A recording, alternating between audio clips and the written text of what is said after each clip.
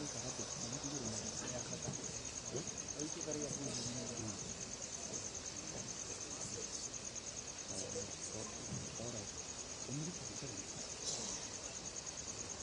you, Mr. Deputy President.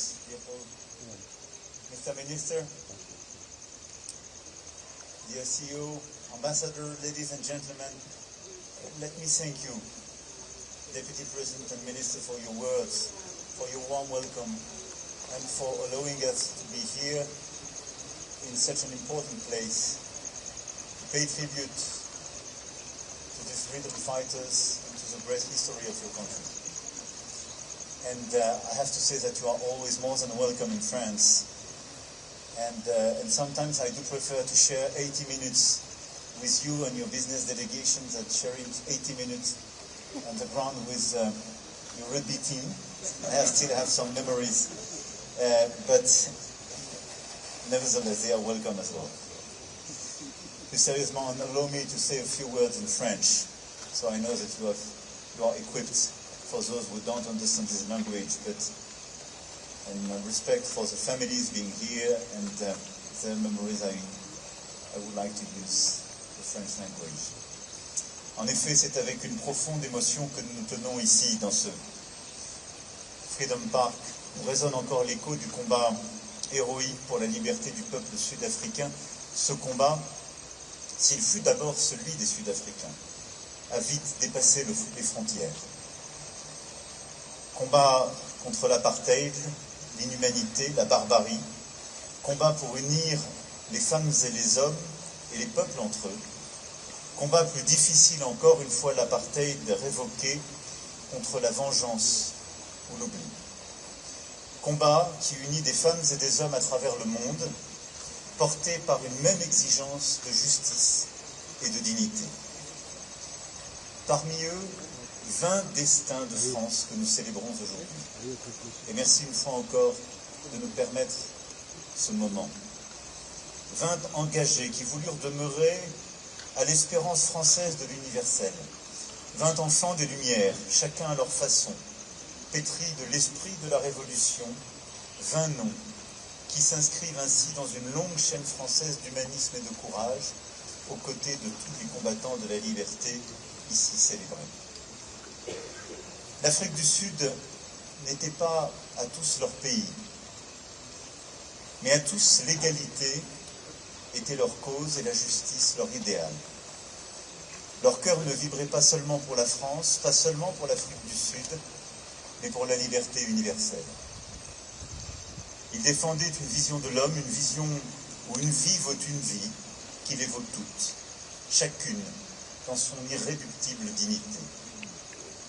Leur engagement, souvent dans l'ombre, fut celui du risque, et ils en payèrent le prix. Ils étaient de France et d'ailleurs, communistes ou chrétiens, philosophes ou sportifs, souvent des femmes et des hommes qui avaient appris dans la résistance que ceux qui vivent sont ceux qui luttent. Aucun d'entre eux ne pouvait supporter que demeurât quelque part dans le monde un régime d'apartheid, dont la logique profonde, logique de séparation et d'exclusion, logique de haine et de hiérarchie raciale, constituait une blessure de leur conscience.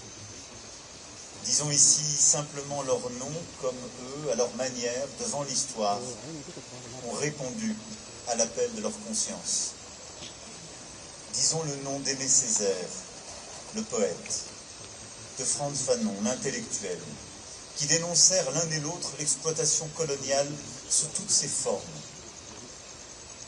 et jamais ne désespérèrent de l'humanisme. Disons le nom de Breitenbach, le poète et le peintre qui préféra écouter son cœur et briser les lois raciales, qui subit la prison et l'exil, et trouva en France un refuge. L'homme qui opposa à toutes les forces d'assignation sa puissance de création, car, disait-il, la liberté ne devrait pas être un privilège. Breitenbach, en cette lutte, put compter sur le soutien du président François Mitterrand et de son épouse, Danielle, avec qui il mena cette cause commune de justice et de dignité de Paris à l'île de Gorée jusqu'ici à Pretoria. Disons le nom d'Alfred Kastler, homme de science, figure de raison, prix Nobel, qui usa de sa renommée pour dénoncer la flétrissure de l'apartheid. Le nom de Claude Bourdet, héros de la résistance, militant inlassable de l'humanisme, homme révolté au sens d'Albert Camus, perpétuel artisan de la fraternité entre les peuples opprimés. Le nom de François Montplat, rugbyman français qui osa briser les barrières raciales lors d'une tournée, ici, en 1958. Prononçons les noms des engagés du Parti communiste, les élus Paul Vergès à La Réunion, et Marcel Trigon, maire d'Arcueil, qui permit l'accueil de Dulcie September dans sa ville. Cette mémoire-là non plus, nous n'oublions pas. Et là non plus, nous n'oublions pas la nécessité que vérité et justice se fassent. Je dis le nom de militants qui choisirent la clandestinité et luttèrent à travers les frontières contre l'oppression et l'injustice. Henri Curiel, Ève Hall, Marie-Josée et Alexandre Montbaris. Disons les noms de Maurice Kuckerman, de Charles Palan et d'Albert Lévy. Ceux-là qui firent de la lutte contre l'apartheid l'une des grandes causes du mouvement contre le racisme et pour l'amitié entre les peuples, le MRAP. Je veux citer ici Jacqueline Grunfeld, résistance, fondatrice des Amis de l'ANC, qui accueillit des exilés sud-africains chez elle. Sa fille, Catherine, rencontra Josia Djeri. De leur union naquit Nokukania, aujourd'hui conseillère diplomatique du président Ramaphosa, témoignage vivant de cette belle histoire d'amour, dans tous les sens du terme, franco-sud-africaine. Je veux dire encore les noms de Jean-Jacques de Félix et Elisabeth Martineau du Comité français contre l'apartheid, présidé par Jean-Paul Sartre. Comité qui organisa le soutien à l'avocat Bram Fischer, arrêté après le procès de Rivonia. Je dis enfin, avec un sentiment particulier, le nom de Paul Ricoeur, penseur de la reconnaissance des mémoires blessées, dont le travail inspira la commission Vérité et Réconciliation et qui, sans relâche, accompagna le président Mandela et tant d'autres. Non, pendant de longues années en France, des simples militants, des engagés anonymes, eux aussi ont manifesté, agi, écrit en solidarité avec un peuple coupé en deux, une nation où un rideau de fer racial séparait des hommes. Avec eux, dans le monde entier, un élan accompagné avec admiration et respect le combat de Nelson Mandela. Ce combat oppose l'humanisme à l'assignation, l'espérance à l'oppression, la force du pardon au joug de la haine. Combat que menèrent les hommes des Lumières, que mena Toussaint Louverture et tous ses héritiers. Combat de Missak Manouchian et de Joséphine Baker pour la liberté, l'égalité, la fraternité. C'est là aussi l'universel français. Ce combat n'est pas terminé. Ces noms surgissent de l'histoire pour nous inciter à l'action. Ils sont là à Pretoria pour égrener d'autres noms, d'autres peuples, d'autres causes. Et si nous égrenons leurs noms, c'est pour nous souvenir qu'à leur place, jadis, ils avaient vu le sort d'un peuple asservi. Et ils y avaient vu l'asservissement de tous les hommes. Leurs noms sont aujourd'hui aussi celui des victimes des guerres menées au nom des idéologies de haine, du fanatisme, du racisme, des nouvelles formes d'hégémonie. Leurs noms sont des cris de fraternité, d'espérance, de dignité. Alors cette fraternité qu'ils ont incarnée nous oblige. Et cet esprit du Freedom Park doit nous inspirer. Quand Breitenbach ou Nelson Mandela vivaient dans l'ombre de leur geôle, ils savaient que l'histoire leur rendrait justice. Ils en étaient sûrs.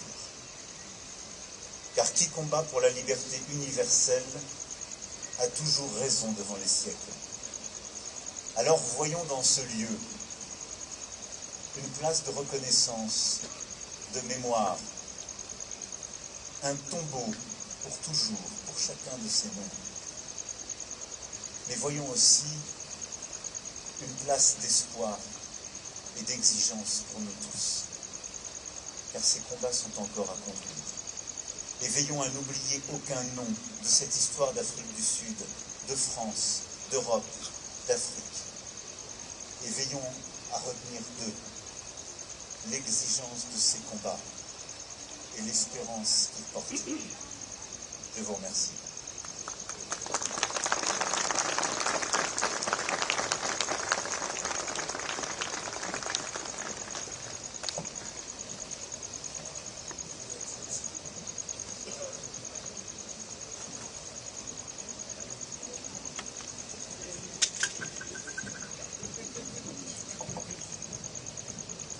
Can we give another round of applause to His Excellency?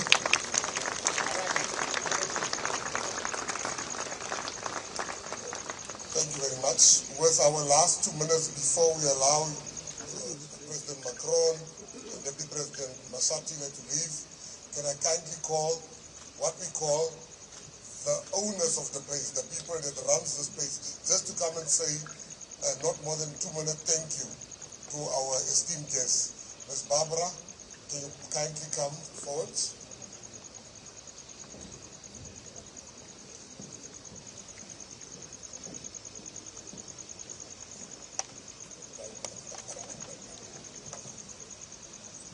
Deputy President Paul Mashatile, President Macron, my boss here, Minister Mackenzie, honorable guests, thank you very much for coming to join us here tonight.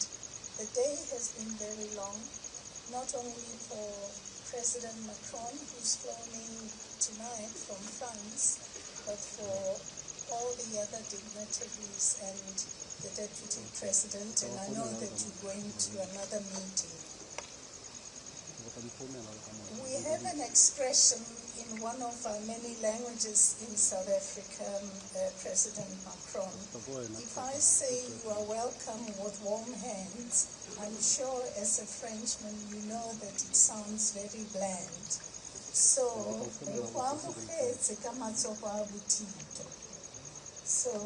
we have just welcomed you with very warm hands. Thank you for naming all the people who sacrificed to help us to achieve our freedom. I hope that the few days that you're going to be in South Africa, you're going to enjoy.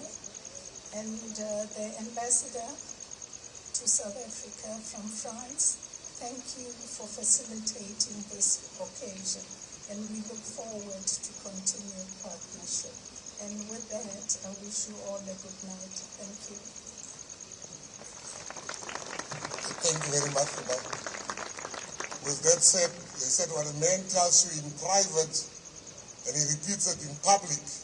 I was sitting with the Deputy President in closing and we were waiting for President Macron, and I asked him what type of person is President Macron. He said, he has become my brother. And he said that in private, and I heard him say this again. So I consider the Deputy President as my brother leader. So I am now also your brother leader by extension. On that note, I would ask everyone to rise, and only President Macron and His Excellency, President Macron and His Excellency, Mr. Mashatile, they will leave us because they've got other engagements with their entourage, and 1 minute after they've left, I would ask us to leave. The journalists are also allowed to leave together with the dignitaries. Thank you very much.